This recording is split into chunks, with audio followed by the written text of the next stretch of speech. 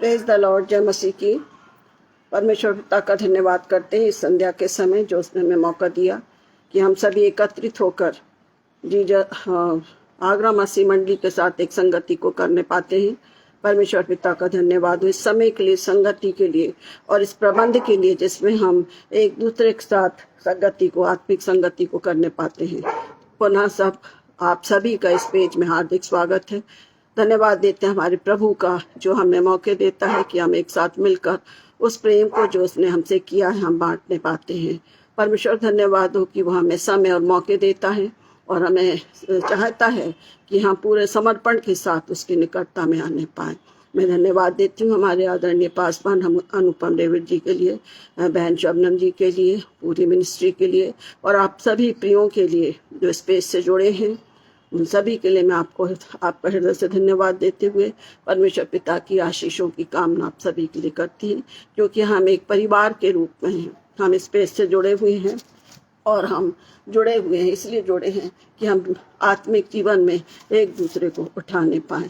छोटी प्रार्थना के साथ आज हम अपनी संगति को आरंभ करेंगे और आज इस विषय पर हम मनन करेंगे। वो हमको मिलता है निर्गमन 14 और 14, जिसमें इस बात को लिखा है, यहोवा आप ही तुम्हारे लिए लड़ेगा, इसलिए चुपचाप रहो। आज जिस वचन पर हम मनन करने जा रहे हैं वो है चुपचाप रहना। परमेश्वर पिता की अगुवाई चाहते हैं, प्रार्थना करते हैं, अपने आप को तैयार करें।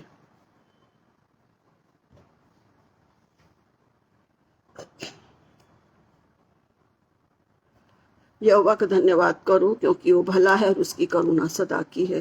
हे मेरे मन यहोवा को धन्य कहे और जो कुछ मुझ में है वो उसके पवित्र नाम को धन्य कहे। हे मेरे मन यहोवा को धन्य कहे और उसके किसी उपकार को ना भूलना।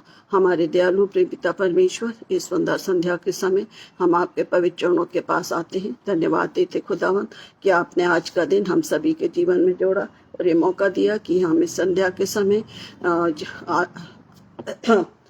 आगरा मसीह मंडली के साथ इस सुंदर संगति को आरंभ करने पाते हैं। हम आपकी उपस्थिति अपने बीच में चाहते हैं प्रभु कि आज जो वचन आप हमें सिखाना चाहते हैं पवित्र आत्मा की अगुवाई से हम उसको सीखें, उसको हम सुनकर ना छोड़ दें, पर हम अपने आप को आपके अधीन रखें ताकि जैसा पवित्र आत्मा हमें सिखाता है हम सीखें और चुपचाप रहें, क्योंकि आपका वचन हम सीखने जा रहे हैं कि हमें चुप रहना है। हाँ प्रभु जी, हमारी अगुवाई करें, क्योंकि वास्तविकता ये है कि ज़्यादा से ज़्यादा हम जब बकझक करके समय को बर्बाद करते हैं, पर आपका वचन इस बात को आज हमें सिखा रहा है। हम सीखेंगे प्रभु कि हमें चुप रहना है। हम अपने सभी प्रियों को जो स्पेस से जुड़े हैं, जो नहीं भी जुड़े हैं प्रभु, प्रत्येक के लिए उत्तम आशीषों की कामना करते हैं। हर एक बुजुर्गों के लिए, हर एक भाई और बहनों के लिए, हर एक जवान बेटे बेटियों के लिए, हर एक छोटे बच्चों के लिए और उन सभी के लिए जो बड़ी विश्वस्तता के साथ प्रभु के कलाम को बांटते हैं, प्रभु के लिए लोगों के लिए प्रार्थना करते हैं, प्रार्थना का जीवन जीते हैं, जो दुख में भी हैं पर वे प्रभु के द्वारा संभाले जाते हैं। हर एक को हम आपके पवित्र सामर्थ्य हाथों में सौंपते हैं और हम धन्यवाद देते हैं प्रभु कि आप हमारी प्रार्थनाओं को सुनने वाले जीवित और सामर्थ्य परमेश्वर हैं। पिता, हम धन्यवाद देते हैं सुंदर मिनिस्ट्री के लिए जिसके द्वारा बहुत सारे लोग आपके वचनों को सुनते हैं। होने दीजिए प्रभु कि आपका वचन प्रभु जी सामर्थ्य के साथ काम करे और हर जुबान आपके नाम को ले, हर घुटना आपके लिए झुके, क्योंकि आप आने वाले हैं। सारा आदर महिमा आपको देते प्रभु। मैं अपने आप को आपके पवित्र चरणों पर रखती हूँ। पवित्र आत्मा, आप मेरी अगुवाई करें, बोलने वाली मैं नहीं परंतु आप हो खुदा। और प्रभु जी नेटवर्क सिस्टम को नियंत्रित रखें ताकि प्रभु हम आपके वचनों को आपस में बड़े शिद्दत के साथ सुन सकें, मनन कर सकें और आपकी उपस्थिति को महसूस करने पाएं। सारा आदर महिमा आपको मिले खुदावंद। विनती को सुने और दया से ग्रहण करें। आमीन। आज का जैसा जो वचन मैंने आपको पढ़ के बताया है, इस वचन पर मनन कर। इससे पहले एक छोटा सा गीत हम गाएंगे, आप सभी को भी वो आता है। और जो वंदना करते हैं हम बहुत पहले, मसीही वंदना, जो एक वंदना प्रोग्राम आता था, उसमें इस गीत को स्तुति के रूप में, आराधना के रूप में हम गाते थे। तो क्यों नहीं आज हम सभी जो स्पेस से जुड़ गए हैं हम इस गीत को गाएं और अपने आप को तैयार करें। वंदना करते हम वंदना करते हैं हम, वंदना करते हैं हम, वंदना करते हैं हम। हृदय को तेरे सामने लाकर रखते हैं हम, हृदय को तेरे सामने लाकर रखते हैं हम। वंदना करते हैं हम, वंदना करते हैं हम। मैं शक्ति दे दे मुझको, मेरा नहीं कोई भी, शक्ति दे दे मुझको, मेरा नहीं कोई भी। जीवन तू मेरा ले ले, गाऊं तेरे में गीत। जीवन तू मेरा ले ले, गाऊं तेरे गीत। वंदना करते हैं हम, वंदना करते हैं हम। हृदय को तेरे सामने लाकर रखते हैं हम, वंदना करते हैं हम, वंदना करते हैं हम। प्रभु का धन्यवाद हो, हमारी स्तुति आराधना उसको भाई। वचन कहता है धन्यवाद स्तुति करते उसके सन्मुख आओ, निश्चय जानो कि यह वही परमेश्वर है, उसी ने हमको बनाया है। परमेश्वर का धन्यवाद करते हुए आज के समय में जिस वचन को हम मनन करने जा रहे हैं वो हमको मिलता है निर्गमन की किताब, उसका 14वां पद और उसका 14वां अध्याय। निर्गमन वर्सेस 14 और चैप्टर 14 वर्स 14। यहाँ इस प्रकार से लिखा हुआ है, मूसा ने लोगों से कहा, 13वां पद पढ़ रही हूं मैं। मूसा ने लोगों से कहा, डरो मत, खड़े खड़े वो उद्धार का काम देखो जो यहोवा आज तुम्हारे लिए करेगा, क्योंकि जिन मिस्त्रियों को तुम आज देखते हो उनको फिर कभी ना देखोगे। 14वां पद है, यहोवा आप ही तुम्हारे लिए लड़ेगा, इसलिए तुम चुपचाप रहो। यहोवा आप ही तुम्हारे लिए लड़ेगा, इसलिए चुपचाप रहो। परमेश्वर इस वचन पर आशीष दे। और जब हम इस वचन पर मनन कर रहे हैं प्रियो, यदि 13वां पद हम पढ़ते हैं तो वहां लिखा है, मूसा ने कहा, डरो मत, खड़े खड़े वो उद्धार का काम देखो जो आज यहोवा तुम्हारे लिए करेगा, क्योंकि जिन मिस्त्रियों को तुम आज देखते हो उनको फिर कभी ना देखोगे। जब हमें चुपचाप रहना है, चुपचाप रहने के पहले हमको ये इंस्ट्रक्शन दिया गया, वचन में इस बात को सिखाया गया है। लाल समुद्र पार करने का टाइम है, ये वचन इसमें देखते हैं 14वें पद में कि जिस प्रकार से इस्राएली आगे आगे चलते जाते थे और जब लाल समुद्र आया तब वे परेशान हो गए कि अब हम क्या करेंगे, क्योंकि पीछे फिरौन की सेना पूरी तेजी से आ रही थी। तब मूसा अपने लोगों को इस बात कहता है, 2 बातें कह रहा है, डरो मत, खड़े खड़े उद्धार का काम देखो। क्योंकि ज्यादातर जब हम डरते हैं तो हम भागते हैं। जब डरते हैं, यदि हमें कुछ भी हमको अपने घर में भी ऐसा लगता है, कॉमन सेंस की बात है कि यदि कुछ खतरा है तो हम घर से बाहर ही भागेंगे। हम ये नहीं कि हमारी विपत्ति आ रही तो हम और अपनी होशियारी दिखाएंगे। ज्यादातर ऐसा होता है, खुट हुआ, हम सोचते पता नहीं क्या और हम एकदम घर से बाहर निकलते हैं। पर वचन यहाँ कह रहा है कि मूसा ने लोगों से कहा, डरो मत, कि हमको डरना नहीं है, सिर्फ चुपचाप खड़े होकर उस काम को देखो जो आज तुम्हारे लिए करना यहोवा करने जा रहा है।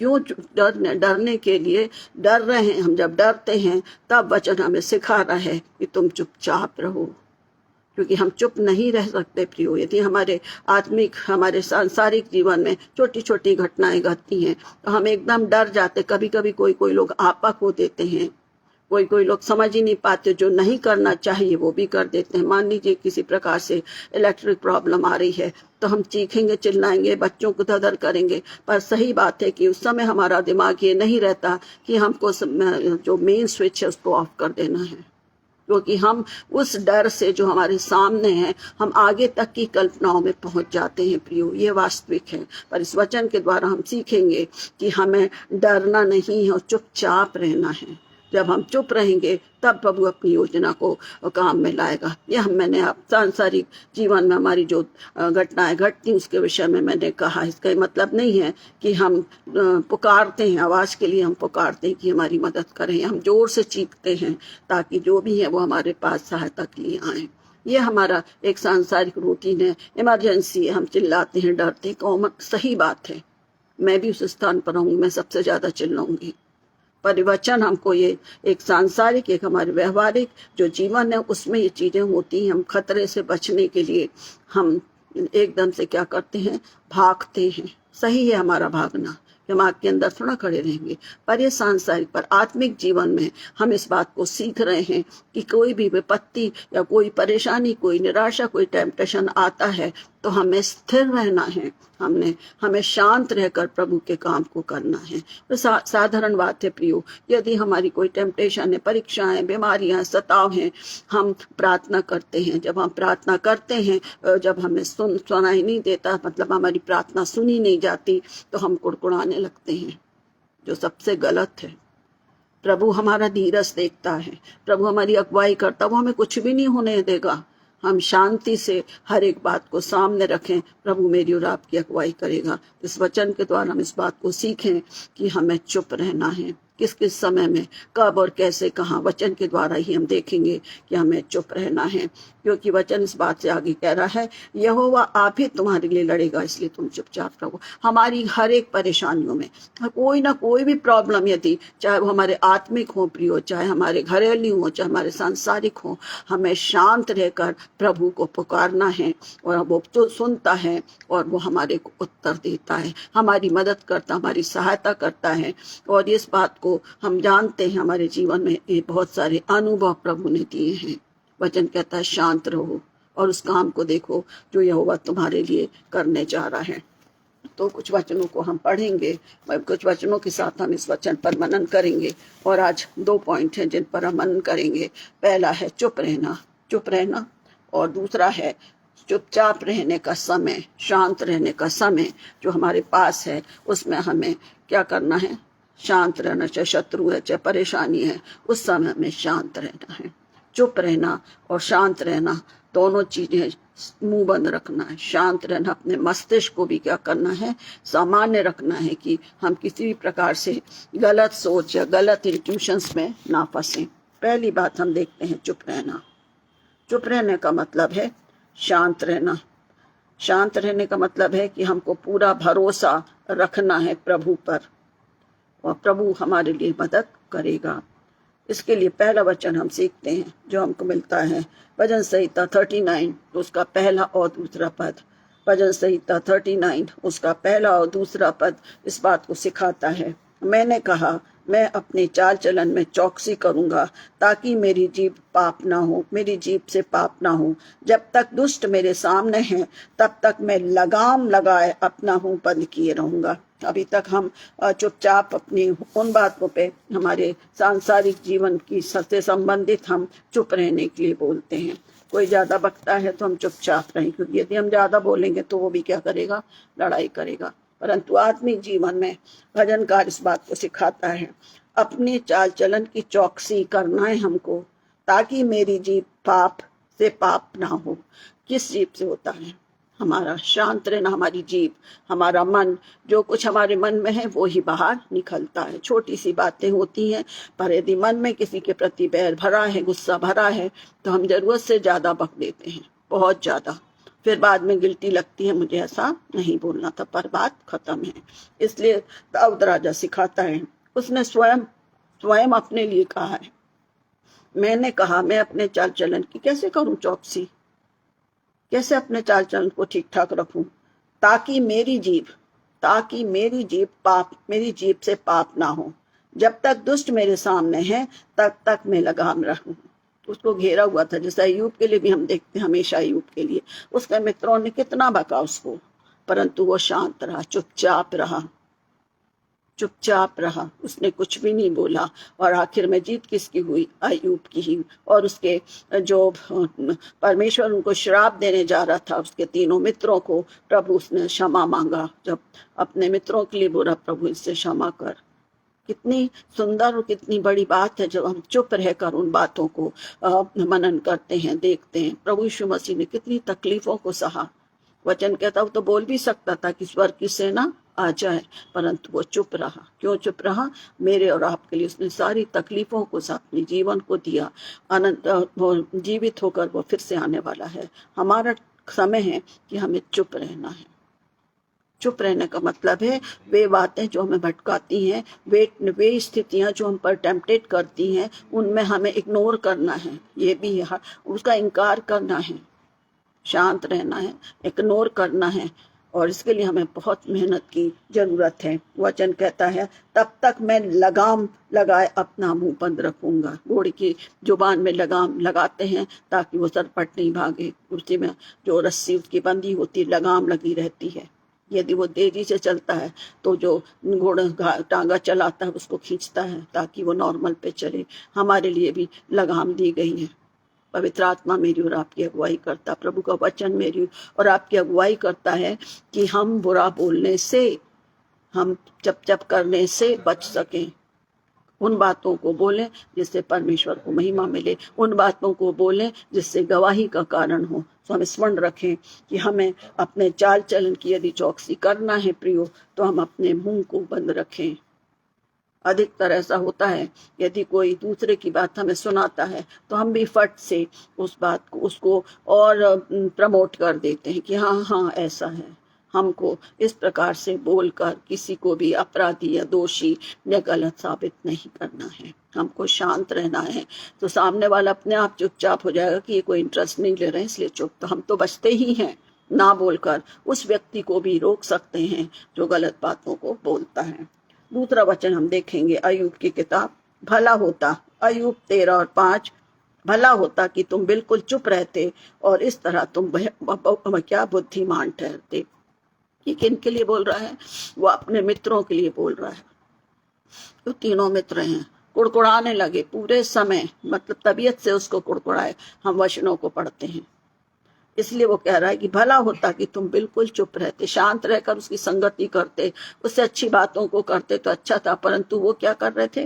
निंदा उसके तूने ऐसा कुछ गलत किया होगा, उसके विषय में वो पूरी बातों को कर रहे थे जिसका कोई भी मतलब नहीं था। और इससे तुम क्या ठहरते? बुद्धिमान ठहरते। हमको भी बोला जाता है कि हम चुप रहते हैं तो अच्छी बात है। हम सोचते हैं अरे इतना बड़ा काम हो गया, इनको पता ही नहीं, हम भी बोल दो। क्यों बोलना? हमारा भी न्याय होगा। इसलिए जब हम बातचीत करते हैं या हम बातचीत होती है, हमें ध्यान पूर्वक सुनना है और शांत रहने में भी हमारी भलाई है। इसलिए वचन कहता है कि तुम चुपचाप रहो, मैं तुम्हारे लिए लड़ूंगा। पर ये हमारे बस का नहीं है। कोई हमको बकता रहे, कोई हमको बराबर परेशान करता रहे, हम चुप नहीं रह सकते। मानव स्वभाव है।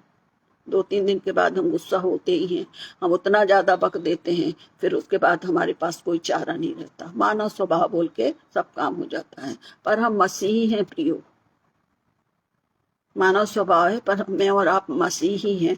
और हम इस बात को बताते हैं कि हमारे जीवन से हमारे प्रभु का नाम महिमा पाए, हम ठोकर का कारण ना बने। पर दुख की बात है कि हम और भी मिलाकर उन बातों को बोलते हैं जो हमें नहीं बोलना है।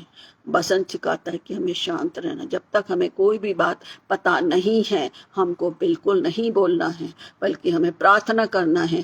प्रियो जो बोल रहा है उसके लिए प्रार्थना उस समय करना है कि प्रभु इसके मन को खोल दे, ऐसे रोक ले, ताकि ये इन बातों को जो सच में तकलीफ दे है उसको बोलने से रुक जाए, उस गलती को ना कर ले जो आपके सामने गलती ठहरती है, झूठ अनावश्यक बातों को बोलना।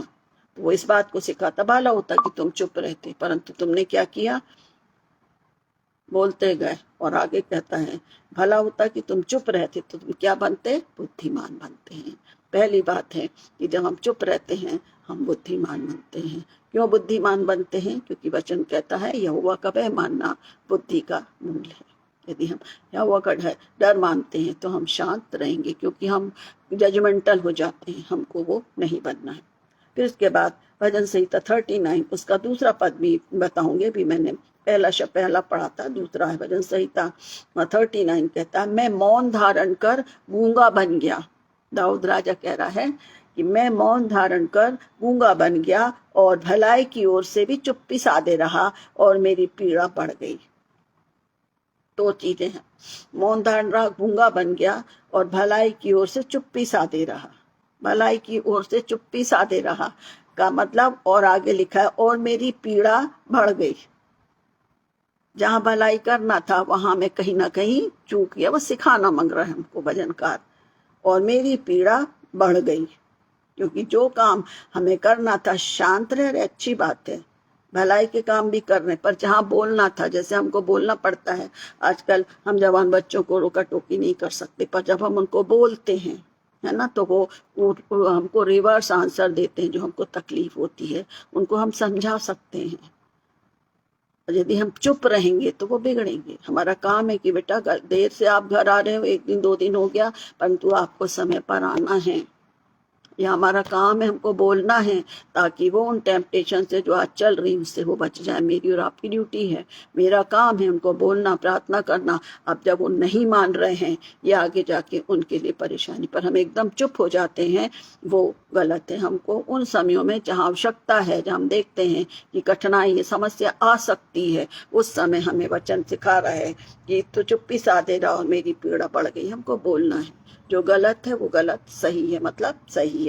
और इसके बाद मैंने कहा, उसके बाद मैंने जो वचन पढ़ा था भजन संहिता 39 उसका पहला पद, मैंने कहा कि मैं अपने चाल चलन में चौकसी करूंगा, ताकि मेरी जीभ से पाप ना हो। जब तक दुष्ट मेरे सामने हैं तब तक मैं लगाम लगाए रहूंगा, अपना लगाम लगाए अपना मुंह बंद किए रहूंगा। और इसी के कंटिन्यूशन में है, मैं मौन धारण कर गूंगा बन गया कि और भलाई की ओर से भी चुप्पी साधे रहा और मेरी पीड़ा बढ़ गई। भजन संहिता 39 और 1 और 2 में दोनों स्थितियां बताई गई हैं। आगे का हम देखेंगे नीति वचन 10 और 19 क्या सिखाता है। जहां बहुत बातें होती हैं वहां अपराध भी बहुत होता है। हम बहुत अच्छे से जानते हैं, महिलाएं बहुत अच्छे से जानते हैं, जहां बहुत बातें होती हैं वहां अपराध भी बहुत होता है, परंतु जो अपने मुंह को बंद रखता है वो बुद्धि से काम आता है। जहां 4 महिलाएं बैठ गई, आप सब समझ सकते हैं, पुरुष वर्ग भी है, महिलाएं भी हैं। पर परमेश्वर का धन्यवाद हो कि जब हम प्रभु में हैं, संगति करते हैं, तो हमें उन बातों को करना है जिसमें हमारा आत्मिक जीवन बढ़े। हमें उन बातों को बताना है, यदि हमारी कोई बहन कमजोर है, हमको उसको संभालना है, अच्छे से बोलकर, शांत रहकर उसको अच्छी बातों को बताना है, कमेंट्स देकर या टिप्पणी कर करके नहीं। हमको शांत, वचन कह रहा है शांत रहना, चुप रहना, शांति के साथ उसको उस बात को बताना है। इसलिए वचन कह रहा है कि जहां बहुत बातें होती वहां अपराध भी होता है। 4 जन जमा हो गए, चारों ने जो बात करना शुरू किए, मेरे विचार अलग, उनके विचार अलग, और वहां अपराध जैसी, हम किसके लिए बोल रहे हैं, एक अपराध कर रहे हैं। इसलिए वो कहता है जो अपने मुंह को बंद रखता है वो बुद्धिमान रहता है।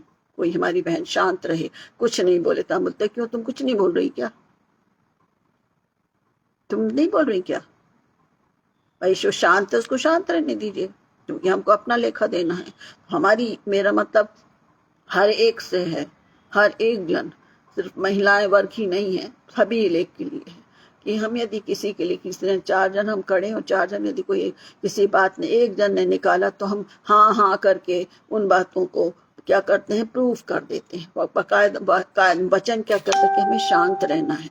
यदि मैं सही हूं तो ही मैं बोल पाऊंगी, पर जब मैं सही नहीं हूं तो मैं किसी को भी दोषी नहीं ठहरा सकती। नीति वचन का लेखक हमको इस बात को सिखाता है। परंतु जो अपने मुंह को बंद रखता है वो बुद्धि से काम करता है, वो बुद्धि से काम करता है, क्योंकि यहोवा का भय मानना ही बुद्धि का मूल है। आगे नीति वचन 17 और 28 इस बात को सिखाता है। मूढ़ भी जब चुप रहता है तब वो बुद्धिमान गिना जाता है। कितनी अजीब बात है, मूर्ख जिसको कुछ समझ में नहीं आता है, पर जब वो चुप रहता है तब बुद्धिमान गिना जाता है। और जो अपना मुंह बंद रखता है वो समझ वाला गिना जाता है। लड़ाई झगड़े हो रहे हैं, है ना, यदि मेरे लिए कुछ बोल रहा है, मैं शांत रहूं, उसमें मेरी भलाई है। मैं अपनी सफाई या अपना क्लियरेंस वहां ना रखूं, मैं चुप रहूंगी, क्योंकि मेरी ओर से लड़ने वाला, मेरी ओर से संभालने वाला मेरा प्रभु है। यह वचन कहता है कि मूढ़ भी जब चुप रहता है तब बुद्धिमान गिना जाता है। उसको नहीं समझ में आ रहा कि हम क्या बात कर रहे हैं क्या नहीं, यदि वो चुप है क्योंकि उसको नहीं समझ में आ रहा, मूढ़ से मतलब हम मूर्ख हैं, जो बातों को नहीं समझता या नहीं जानता, पर उसको सरारा है, सरारा है नीति वचन सुलेमान, इस बात को सरारा है कि मूढ़ भी जब चुप रहता है तब बुद्धिमान गिना जाता है, जो और अपना मुंह बंद रखता है वो समझदार ठहरता है। हम क्यों एक दूसरे की गलतियों को गिनाएं दूसरे के सामने? यदि मेरी गलती गिनाएंगे तो मुझे बुरा लगेगा, आप मेरी गलती बनाएंगे तब शायद नहीं भूलेंगे। इसलिए हमको इस बात को रखना है कि हम एक ही हैं। और जब हम अपनी जुबान को खोलते हैं प्रियो, बहुत गलत या बोलना चाहिए जो हमारा जो मन है वो उन बातों को, हमारी जो जुबान है वो पूरे मन से बोलते ना, पूरा मन खोल के रख दिया, वो सही है गलत है ये ध्यान नहीं देते। हमेशा हम इस बात को बोलते हैं, जिससे घर में लड़ाई झगड़ होते हैं, बात करते हैं आजू बाजू में, हम बोलते भैया शांत हो जाओ, चुप हो जाओ, क्यों हो चुप चुप, जिनने ऐसा किया वैसा किया। पर हम प्रभु के लोग हैं प्रियो, रोजमर्रा के जीवन में यदि हम इसी प्रकार एक दूसरे को टिप्पा टिप्पणी करेंगे तो हमारा जीवन दूसरों के ठोकर का कारण बन सकता है। इसलिए हम शांत रहें, कोशिश करें, अपनी गलती को मान लें, दो जन के बीच में हम शांत रहें, जब उनका बातचीत हो जाए तब हम मिलकर उनको संभाल सकते हैं, उनका मेल मिलाप कर सकते हैं, ये हमारे लिए जरूरी है। फिर विलाप गीत भी इस बात को सिखाता है। विलाप गीत 3 और 28 से कहता है, वो ये जानकर अकेला चुपचाप रहे कि परमेश्वर ही ने उस पर ये बोझ डाला है। कभी कभी हमारे ऊपर टेम्पटेशन, बीमारियां आती हैं, कठिनाइयां आती हैं, कमी घटी आती है। वचन क्या कह रहा है? वो ये जानकर चुपचाप रहे कि परमेश्वर ही ने उस पर ये बोझ डाला है। हमारी विपत्तियों में वो हमारे साथ है, हमारे दुख में वो हमारे साथ है, हमारे दुखों को वो हर लेता है, हमारे पापों को उसने अपने क्रूस पर चढ़ा लिया, अपना चढ़ गया वो। फिर हम चुप तो हमें रहना है, क्योंकि प्रभु यीशु मसीह ने मेरे और आपके लिए बहुत तकलीफों को सहा। वो चाहता तो वचन में लिखा स्वर्ग की सारी सेना आ जाती थी प्रियो। हमें चुपचाप रहना, शांत रहना। चुपचाप रहने का मतलब है हमें अपने जो बोलना चाहिए एकदम बोलने की जो आदत है, बिना सोचे समझे, कभी कभी समझ के भी हम गलत बातों को बोलते हैं, तो ज़्यादा अच्छा है कि हम शांत रहें। यदि हम हमारे मन में घुटन है, हमारे मन में घृणा है, किसी के प्रति गलत है, तो जो हम नहीं भी बोलना चाहते वो हमारे मुंह से निकलता है। इसलिए दाऊद राजा कहता है, इस बात को कहता है, जहाँ बहुत सी बातें वहाँ अपराध भी होते हैं। हमारा मन यदि किसी के प्रति ठीक नहीं है तो हम उन्हीं बातों को निकालते हैं। हमें चुप रहना है, क्योंकि वचन ये कहता है, वो ये जानकर अकेला चुपचाप रहे कि परमेश्वर ही ने उस पर, बोलने दीजिए उसको जो बोल रहा है, क्योंकि मेरा और आप पर बुझाता है कि हम सही हैं या गलत हैं। एक एक वचन हमको बल और सामर्थ्य देता है। इस प्रकार अभी हमने देखा कि चुप रहना क्या है, चुप रहना क्या है, ये पहला पॉइंट हमने देखा। अब दूसरा पॉइंट हम देखेंगे, चुप रहने का समय। हमें कब, ये तो कंडीशंस हैं कि हमें चुप रहना ही है, पर चुपचाप रहने का भी एक समय है। वचन के अनुसार वो हमें इस बात को सिखाता है कि हमें कब चुप रहना है। जब दो जन लड़ाई झगड़ा करते हैं, यदि हम तीसरे भी चले जाएंगे तो बोलते हैं आग में मट्टी तेल का काम हो जाता है। यदि हम शांत रहेंगे, हो सकता है कि उनका झगड़ा बंद हो जाए। ये हमारे पर्सनल अनुभव है ना। हम अपने उठते बैठते चलते फिरते, हम सभी, हमारे घर, हमारी कॉलोनी है, हमारा वर्क प्लेस है, होता रहता है। पर वचन दूसरा पॉइंट हमें सिखाता है कि शांत और चुप रहने का समय है, वचन सिखाता है। और हम इस बात को सबोपदेशक 3 में भी पाते हैं कि चुप रहने का समय भी है और झगड़ा करने का भी समय है। पहली बात है शत्रुओं की उपस्थिति में शांत रहना।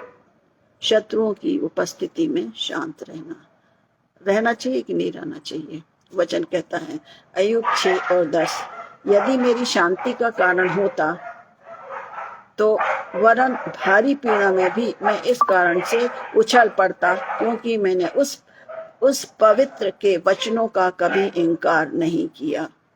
शांत रहो। अय्यूब सबसे शांत स्वभाव का था। पृथ्वी पर नम्र जो मनुष्य जिसको बोला गया वो अय्यूब है। और जब हम अय्यूब की किताब को पढ़ते हैं प्रियो, आप जानते हैं कि दोष लगाने में उनके किसी भी बात की कमी नहीं छोड़ी उसके मित्रों ने, पर वो चुप रहा। इसलिए वो इस बात को कहता है मेरी शांति का कारण होता क्या क्या, वरन भारी पीड़ा में भी मैं इस कारण से उछल पड़ता, क्योंकि मैंने उस पवित्र के वचनों का कभी इनकार नहीं किया। क्यों? उसको मालूम है कि मैं तेरे साथ हूँ। उसको पता है कि मेरा परमेश्वर मेरे साथ है, वो सब कुछ देख रहा है। क्योंकि पृथ्वी भर में एक खरा मनुष्य था, वो था अय्यूब। और उसके हर जगह जिस भी वचन पर हम मनन करते हैं, प्रियो, परमेश्वर का धन्यवाद हो कि अय्यूब के विषय में कोई ना कोई बात हम हर वचनों में सीखते हैं। इसके बाद दूसरी स्थिति है परिस्थितियों के अनुसार चुप रहना। पहला हमने देखा शत्रुओं की उपस्थिति में शांत रहना। यदि वो अपने मित्रों के साथ लड़ता रहता, वो शत्रु ही थे उसके, और लोगों ने भी बहुत कुछ बोला, जो उसके लोग थे उन्होंने बोला और ये सब करा कि इसने ऐसा किया इसलिए ऐसा हो गया। उसके जो लोग थे जो उससे संबंधित थे, मित्रों की बात तो बाद में ही आती है, परंतु जब उनके जो संबंधी थे, जो आजू बाजू संबंधित लोग थे, उन्होंने भी उसको बुरा भला कहा, परंतु वो शांत रहा। उसने कोई क्लैरिफिकेशन नहीं दिया, शांत रहा। तो हमें भी जब दिख रहा है कि कठिनाई अनावश्यक बातें हैं, हमें शांत रहना है। तकलीफ तो होगी, पर प्रभु उस अपराध से जो मेरे बोलने के द्वारा, मेरे सोचने के द्वारा, उससे हमें क्षमा मिलेगी। इसलिए कोई स्थिति ऐसी आती है, क्रोध दिला देते हैं, कुछ ऐसी बातें हुई जो हमको तोड़ देती हैं, हमें शांत रहना है, क्योंकि मेरे साथ मेरा प्रभु सर्वदा है। दूसरा है परिस्थितियों के अनुसार चुप रहना। परिस्थितियों के अनुसार चुप रहना। यदि दो पति पत्नी लड़ रहे हैं, हमेशा ये बोला जाता है कि शांत रहें, क्योंकि हम उनके विचारों को नहीं जानते। भाई बहन घर में दो जन लड़ रहे हैं, शांत रहें। शांत कराने के लिए हम कोशिश जरूर करते हैं, परंतु हमको शांत रहना है, क्योंकि वो हमारे बोलने से और भड़क जाते हैं। जैसे बोलते हैं ना कि मिट्टी तेल डाल दिए तो और भड़क गए, हमारा बोलना उनको और भी भड़का देगा। इसलिए वचन कहता है, सबोपदेशक 3 और 7 कहता है, फाड़ने का समय और सीने का समय भी है। मैंने भी आपको बोला, चुप रहने का समय और बोलने का भी समय है, और प्रभु इन सारे कष्टों से निकला है। परिस्थितियों के अनुसार चुप रहना, बोलने का भी समय होता है, चुप रहना का भी समय होता है, और सीने और फाड़ने का भी समय होता है। और इसका सबसे सही गवाही या जीवन जो है प्रभु यीशु मसीह का है, जिसने अपने कष्टों में क्या किया? चुप रहा। थूकते थे उसके चेहरे पर, कांटों का ताज रखा गया प्रियो, पर वो चुप रहा। और किसके विषय में हम देखें तो हमारे प्रभु ने इन चीजों को सहा है मेरे लिए। किसी कोई का उदाहरण देने की जरूरत ही नहीं है। प्रभु ने तो अपने जीवन से ही ये एक गवाही ठहरा दिया कि हमें शांत रहना, हमें चुप रहना। और जो डाकू था वो उसको बुरा भला बोल रहा था, एक ने उसको जान लिया और उसको वो स्वर्गलोक में जाने का प्रतिज्ञा मिल गई उसको। इसने भी तो वही दोष किया है वो जो हमने किया है, अपराध किया है। सिरका दिया गया उसको, सताया गया, बागा फाड़ा गया। हम एक एक चीजों को स्मरण करते हैं और हम नहीं चुप हो पाते। हम क्यों नहीं चुप? हम भूल जाते हैं कि आज हम और आप, यदि हम आशीषित हैं, आज हम जीवित हैं, आज यदि हम वचनों को आपस में बांट रहे हैं, प्रियो, स्मरण रखें कि मेरे और आप, मेरे प्रभु ने, आपके प्रभु ने आप चुप रहा। हमारे आपस में लड़ाई होती है, पूरा मोहल्ला इकट्ठा होता है, हम क्या गवाही दे रहे प्रियो? बच्चों में लड़ाई हो रही, हम चुप कराने के बदले एक को क्या कर लेते हैं, जो हमें सही है उसकी तरफ हम बोलने लगते हैं। बहुत गंभीर विषय है ये, शांत रहना। और वास्तव में शांत रहने के लिए केवल और केवल हमें प्रभु में समर्पित होना है। जितना हम वचन पढ़ेंगे, जितना हम प्रार्थना करेंगे, प्रभु हमको, पवित्र आत्मा हमारी अगुवाई करता है प्रियो चुप रहने में। कैसा बोलते हैं ना, कभी इतनी इच्छा हो रही थी बकई दो खूब, पर नहीं बके। क्यों? क्योंकि प्रभु हमारी अगुवाई कर रहे। बहुत गुस्सा आ रहा था, ऐसा लग रहा था कि 2 ही तमाचे मार दो, पर नहीं मारे, मुंह से बोल दिए। क्योंकि प्रभु चाहता है कि हम ठोकर का कारण ना बने। यदि वो बोल रहे और हम बोल रहे तो उनमें हमें क्या अंतर? हमारे प्रभु में संगति करने का क्या मतलब है? हम मसीह जीवन जी रहे हैं, फिर भी हम दोषारोपण करने से नहीं रुकते हैं। ये हमारे जीवन की गवाही है प्रियो। जितना हम चुप रहेंगे, प्रभु हमारे, जहां हमें बोलना है प्रभु हमारे मुंह को खोलेगा, ये भी बात है। फिर इसके साथ हम तीसरा पॉइंट बोलेंगे। पहला भी हमने परिस्थिति के अनुसार चुप रहना, अर्थात मेरे प्रभु ने सब तकलीफों को सहा, वो चुप रहा। उसके पास तो पूरी अथॉरिटी थी। तीसरा पॉइंट है बुरे समय में चुप रहना। पहला हमने देखा था शत्रुओं की उपस्थिति में शांत रहना। दूसरा हमने देखा था परिस्थितियों के अनुसार कुछ ऐसी स्थितियां आती हैं जिन्हें हम चुप, जब हम नहीं जानते किसी के विषय में क्या हो गया तो हमें अपनी राय नहीं देना है। ये तो प्रभु ने अपने जीवन के द्वारा, पर कभी हमारे सांसारिक जीवन में हम बहुत सारी सीख देने लगते हैं और जिनके बीच में जो स्थिति है उसको हम बिल्कुल नहीं समझ पाते और उल्टा हम वो मट्टी तेल का काम करते हैं। प्रियो, अपने बोलचाल से, अपने रहन सहन से भी हम प्रभु को महिमा दे सकते, प्रभु के काम को हम उस स्थान पर कर सकते हैं एक मसीह होने के नाते। तीसरी बात हम देख रहे हैं बुरे समय में चुप रहना। कौन सा बुरा समय? आमोस नबी की किताब उसका 5वां अध्याय उसका 13वां पद कहता है, इस कारण जो बुद्धिमान हो वो ऐसे समय में चुप रहे क्योंकि समय बुरा है। आमोस नबी की किताब उसका 5वां अध्याय 13वां पद कहता है, इस कारण जो बुद्धिमान हो ऐसे समय में चुप रहे क्योंकि समय बुरा है। आज हमें चुप रहने की आवश्यकता है। प्रियो, हम देख रहे हैं कितना सताव है, कितना कठिनाई है। हम हमारे जीवन गवाही का कारण बने, ठोकर का नहीं, परंतु हम होते क्या है कि ऐसा क्यों है, ऐसा क्यों है। किसी ने यदि कुछ बोल दिया, हमें प्रार्थना करना है। प्रभु गेतसेमनी के बाग में जा के प्रार्थना कर रहा था, हो सके तो एक कटोरा मेरे से हटा ले, मेरी नहीं पर तेरी इच्छा पूरी। उसने प्रार्थना किया, उसके लिए तो सब कुछ था ना प्रियो, परंतु उसने अपने पिता की इच्छा को पूरी किया।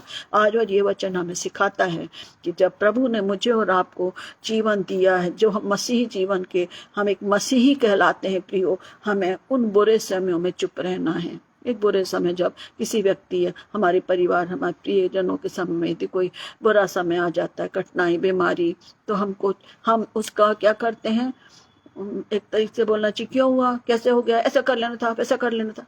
जिस व्यक्ति पर बीता है वो ही वो जानता है। प्रियो, हम बहुत सी सलाहें देने लगते हैं, हम भूल जाते हैं कि उसके घर में मृत्यु हुई है, उसके घर में कठिनाई का समय है, लड़ाई का समय है, पर हम अपनी सलाहें देने से नहीं रुकते। और वो सलाह उनको कोई काम की रहती, क्योंकि तो वो तो उस कठिनाई की पीड़ा में है, आपकी हमारी क्या बातें सुनेगा।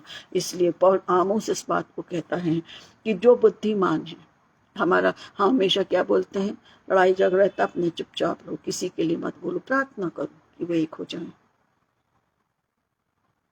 और आज हम देखते हैं लड़ाई झगड़े, एक दूसरे को बोलने में हत्या और जाने क्या क्या बातें हो जाती हैं। इसलिए शांत रहना है क्योंकि समय बुरा है। हमको किसी के न्यायी नहीं बनना है। हमारा न्याय करने वाला कौन है? प्रभु है। फट से हम दौड़ते हैं कि कुछ भीड़ दिखी, दौड़ गए, क्या हो गया। हम अपनी सलाहें देते हैं और वो सलाहें कभी कभी नुकसान का कारण भी होती हैं, क्योंकि हम नहीं जानते वास्तविकता क्या है। इसलिए वचन हमें अलर्ट करता है कि हमें चुप रहना है। इस कारण जो बुद्धिमान हो वो ऐसे समय में चुप रहे। और बुद्धिमान मतलब जो यहोवा का भय मानते हैं, जिसका भरोसा प्रभु पर है, वो कभी बड़बड़ करने का प्रयास नहीं करते, सिर्फ प्रार्थना करने के लिए लगते हैं। जो स्थिति प्रभु आप जानते हैं, जो स्थिति आप जानते हैं प्रभु, उनको शांत करने वाले, उनको तसल्ली देने वाले प्रभु, हम कोई भी बचाव के लिए हमें सिर्फ प्रार्थना करना है। हर परिस्थितियों में प्रार्थना करो, वचन कहता निरंतर प्रार्थना में लगे रहो। कोई भी कंडीशन से प्रियो, हमको प्रार्थना करना, सिर्फ अपने लिए पर उनके लिए भी जिनको हम जानते, जिनको हम नहीं भी जानते। आज हमारे कितने विश्वासी हैं जो कि कठिनाइयों के दौर में हैं, सताव हो रहा है, चुप सह रहे हैं, वो छुप रहे हैं, पर प्रभु के काम को कर रहे हैं, शांत है ना। वो भी लड़ सकते थे, है ना, प्रभु है उनके साथ, और जब वो शांत हैं, वो गवाही का कारण है। और वे जानते हैं कि जो मसीही हैं वो शांत रहते, और जब शांत रहते हैं प्रभु उसका बदला लेता है, प्रभु हमारे बदले लड़ता है। वचन कहता हूँ चुपचाप रहो। देखो वचन क्या कह रहा है, यहोवा आप ही तुम्हारे लिए लड़ेगा।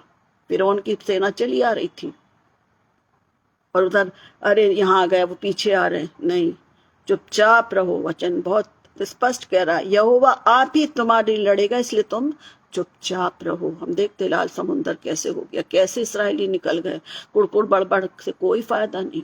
उनको समझ में आ गया कि जो बोल रहा है मूसा, चलते चलो। उन्होंने देखा कि परमेश्वर किस प्रकार से उनके लिए लड़ रहा है। इसके बाद हम चौथा पॉइंट है, वो कहता है परमेश्वर के घर में चुप रहना और शांत रहना। परमेश्वर के घर में चुपचाप और शांत रहना, अर्थात जब हम पवित्र भजनालय में जाते हैं, हम पवित्र स्थानों में जाते हैं, हम शांत रहें। होता यह है कि जब हम चर्च सर्विस में जाते हैं, थोड़ा सा समय आगे पीछे हम अपनी बातें करने लगते हैं। वो पवित्र स्थान है, अधिकांशतः ऐसा ही होता है। यदि देर हो गए तो आजू बाजू से बोल रहे, बहन क्या हुआ, कैसे हो, क्या हो, नहीं, फिर पवित्र स्थान बचा कहाँ। हम एक रूटीन के लिए उस घर में जा रहे हैं। माफी चाहती हूँ, शब्द कठोर हैं, पर यदि हम शांत नहीं बैठ सकते हैं तो हम बाहर ही निकल जाएं थोड़ी देर, जब तक कि आराधना चालू ना हो। पर वचन कह रहा है परमेश्वर के घर में चुपचाप और शांत रहो। हबक्कूक की किताब उसका 2 अध्याय और 20वां पद कहता है, परंतु यहोवा अपने पवित्र मंदिर में है, समस्त पृथ्वी उसके सामने शांत रहे। पवित्र स्थान है। हम जब अपने चर्च में जाते हैं, एक बड़ी शांति हम महसूस करते हैं, और उस शांति को यदि हमें पाना है तो थोड़ा सा बचा डिवोशन आराम होने के पहले, बहुत अच्छी बात है कि हम पहले जाएं, प्रार्थना करें, अपने आप को तैयार करें, और इसी बीच यदि थोड़ा आगे पीछे होता तो हम बातचीत करने लगते हैं। क्यों? हम भूल जाते हैं कि उस स्थान पर प्रभु है। इसलिए इस बात को स्मरण रखना है कि जब हम यहोवा के पवित्र घर में हम जाते हैं, प्रियो, हमें शांत रहना है। ये नहीं कि हम सिर्फ चर्च में ही, कॉटेज मीटिंग होती है, हमारी संगति होती है, हमारे घर में प्रार्थना सभा होती है, उसके पहले भी हम देखते हैं बहुत सारी उन बातों को हम और जनरल टॉक्स करने लगते हैं। फिर हम क्या तैयारी करेंगे प्रियो? जब जिस घर में भी हम जा रहे हैं, प्रार्थना मीटिंग है, उधर हमें शांत रहकर प्रार्थना करना है, जब तक कि हमारे जो भी लीडर हैं, जब पासवान हैं, जो भी इनको मीटिंग लेना हुआ आते तब तक। पर हम उन बातों को चालू कर देते हैं जो हमारे मतलब की है ही नहीं है। तो एक ने चालू किया, दूसरे भी चालू हो जाते, फिर क्या उपस्थिति होगी। इसलिए वचन कहता है पवित्र मंदिर के साथ साथ जहाँ कहीं हम प्रभु की संगति में रहते हैं, प्रियो, हमको शांत रह के अपने आप को तैयार करना है कि जब हम गीतों को गाएं, आत्मा से गाएं, जब हम प्रार्थना करें, आत्मा से करें, जब हम वचन सुने, पूरे आत्मा से सुने। इसलिए जिस स्थान पर वहाँ परमेश्वर की उपस्थिति होती है, हमें इस बात का स्मरण रखना है। 5वीं और आखिरी बात है, परमेश्वर की उपस्थिति में चुप रहना है। परमेश्वर की उपस्थिति में चुप रहना है। सपन्या नबी की किताब उसका 1 अध्याय और 7वां पद कहता है, परमेश्वर यहोवा के सामने शांत रहो, क्योंकि यहोवा दिन निकट है, यहोवा का दिन निकट है। यहोवा ने यज्ञ सिद्ध किया है और पंडुकों को पवित्र किया है, पाहुनों को पवित्र किया है। परमेश्वर की उपस्थिति में चुप रहना। मेरी एक छोटी सी गवाही मैं आपको देना चाहती हूँ, आप सभी को है वो बात आप सब जानते हैं। जब हम अपने चर्च में जाते हैं, हम वेदी को देखते हैं, शांत, बिल्कुल पवित्र स्थान महसूस करते हैं। अभी भी मैं महसूस करती हूँ। फिर उधर कोई बात ही नहीं बची ना, फिर दाएं बाएं से बात करने की जरूरत ही नहीं है। और जब हम प्रार्थना में अपने सिरों को झुकाते हैं कि जिस आराधना के लिए हम आए हैं प्रभु, हमें वो तैयार करे, वो शांति हमारे मन में रहती है। और जब हमारे मन में शांति रहती है, उत्साह होता है, तब खुले मन से उसकी स्तुति आराधना करते हैं। रूटीन में नहीं करते, आत्मा से भरकर गीतों को गाते हैं। वचन कहता है ना कि मैं आत्मा से भी गाऊंगा, मन से भी गाऊंगा। कब? जब हम शांत रहकर हम सबको इस बात को जाते कि हम पवित्र भजनालय में, अपने कॉटेज मीटिंग में जाते हैं, 5 मिनट 10 मिनट पहले प्रार्थना में रखते हैं कि हम अपने आप को तैयार करें। तो हमें ध्यान में रखना है, परमेश्वर की उपस्थिति में चुप रहना है। वचन सुनाया जा रहा, संगति हो रही है, उसके बाद भी ज्यादातर खुसफुस होने लगती। क्या मतलब है? ये छोटी छोटी बातें हैं जो हमारे उन आशीषों को जो प्रभु हमको देना चाहता है, हम छूट जाते हैं। पर स्पेशली एक व्यक्ति के लिए नहीं है, हम सब उस स्थान पर उपस्थित हैं। इसलिए हमको स्मरण रखना है कि प्रभु परमेश्वर इस बात को कहता है, परमेश्वर सपन्या इस बात को सिखाता है, परमेश्वर यहोवा के सामने शांत रहो, क्योंकि यहोवा का दिन निकट है। और यहोवा ने यज्ञ किया है और पाहुनों को उसने पवित्र किया है। फिर दूसरा इसका दूसरा वचन है जकरिया की किताब उसका दूसरा अध्याय और 13वां पद कहता है, हे सब प्राणियों यहोवा के सामने चुप रहो, क्योंकि वो जाग कर अपने पवित्र निवास स्थान से निकला है। हे सब प्राणियों यहोवा के सामने चुप रहो, क्योंकि वो जाग कर अपने पवित्र निवास स्थान से निकला है। आप समझ लीजिए परमेश्वर की उपस्थिति क्या है। और जब हम आपस में चर्चा करते हैं, जो पवित्र आत्मा जिनके जीवन में काम करता है, वो अपनी जब गवाहियों को देते हैं, वो बताते हैं, और फिर हम भी महसूस करते हैं। जब हम शांत रहेंगे तभी तो हम किसी चीज को पाएंगे। पर यदि हम रट्ट लगा लें, यदि हम अपनी करने लगेंगे, तो हमको सहायता नहीं मिलेगी, वो पवित्रता को हम महसूस नहीं कर सकते। सो प्रियो, आज के इस वचन के द्वारा हम इस बात पर हमेशा ध्यान रखें कि यहोवा मेरे साथ है। वचन परमेश्वर इस बात को कह रहा है निर्गमन 14:14 में, यहोवा आप ही तुम्हारी लड़ेगा, इसलिए तुम चुपचाप रहो। किस बात की चिंता करें। वचन सुसमाचार में प्रभु यीशु मसीह बात कर, तुम क्यों इस बात को सोचते हो कि कब हम क्या खाएंगे क्या पिएंगे। प्रभु तो तुम्हें पहले उसके राज और धर्म की खोज करो, सारी वस्तुएं तुम्हें मिल जाएंगी। एक एक प्रतिज्ञा को मेरा प्रभु हमारे लिए पूरी करता। हम क्यों बड़बड़ाएं, हम चुप रहे ना, उस काम को देख लेने देना। एक बच्चा जब चुप रहता है, माता पिता डर जाते हैं, क्या बात है, कैसे चुप हो गया बेटा, तू बोल नहीं रहा, तू ये नहीं कर। हम बड़े क्या होते हैं, उत्साहित हो जाते हैं।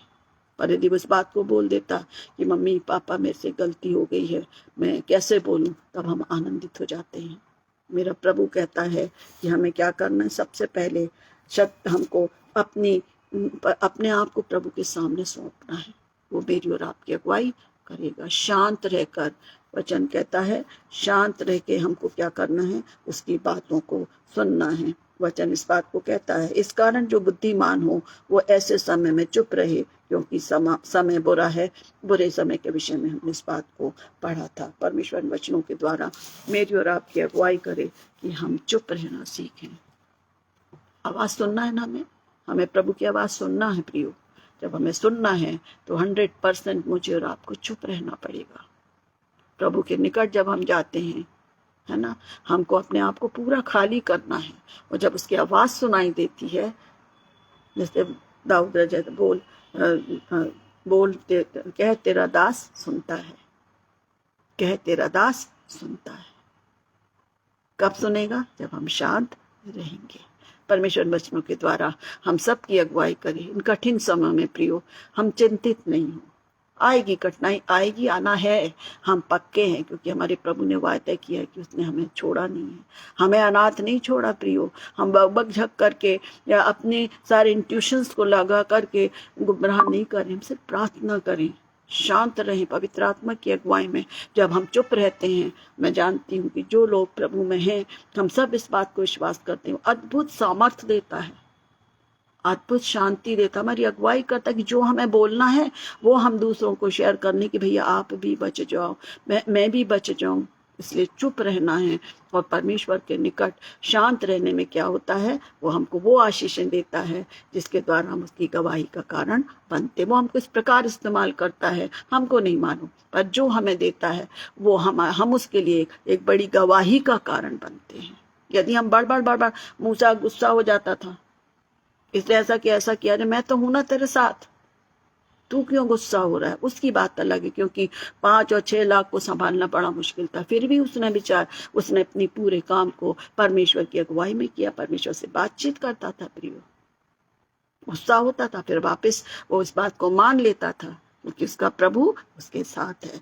परमेश्वर वचनों के द्वारा मेरी और आपकी अगुवाई करे। और मैं तहे दिल से चाहती हूँ कि हम शांत रहकर प्रभु की आवाज को सुने।